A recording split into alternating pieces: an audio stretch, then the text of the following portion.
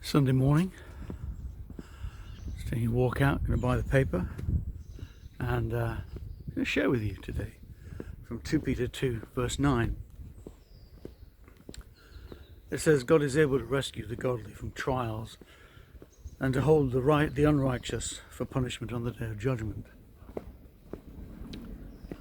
I was talking with somebody this week who's been subject to racial abuse at work, and their complaint was not upheld.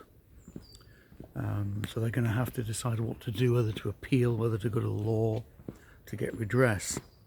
They're feeling very unsafe at work.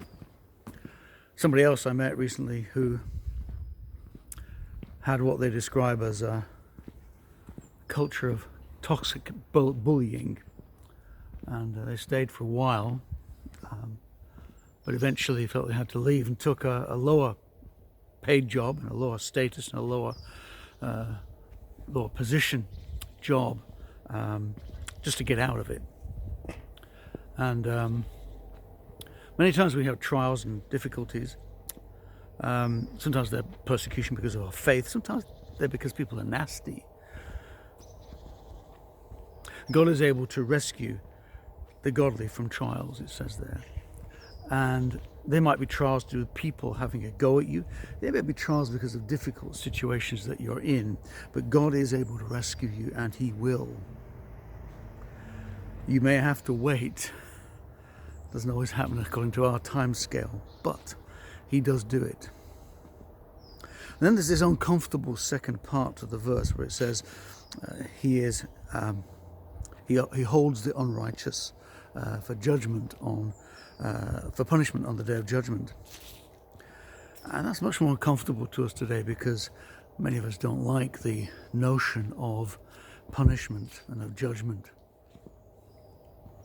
And yet in those cases, perhaps, if there is a manager who is a toxic bully, if there is racial abuse, then actually we want people to be held accountable. Judgment is uncomfortable. We don't like it, particularly in the liberal West, but actually it's essential. If there's a just God, then injustice, prejudice, discrimination, hatred, violence, murder need to be judged.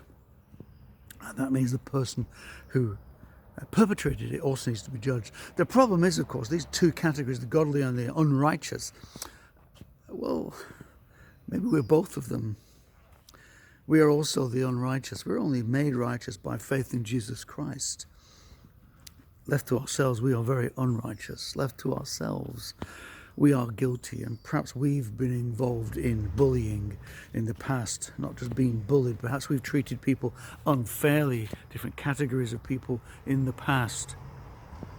Maybe now we are. And we harbour that guilt within ourselves, and we should do. And sometimes we have shame as well because we've let people down. We've let our family down, our community down. We've let our own selves down. We feel shame for that as well as guilt. And we should. But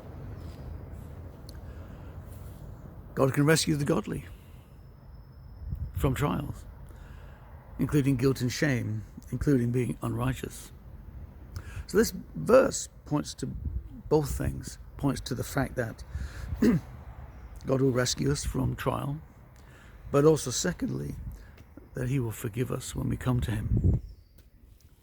He'll come to us. He'll forgive us because of Jesus' death on the cross. We are all unrighteous. We all need mercy and forgiveness from God. The day of judgment will come. It's not a comfortable thought, but it will come. God will judge. Let us go for mercy for our own unrighteousness now.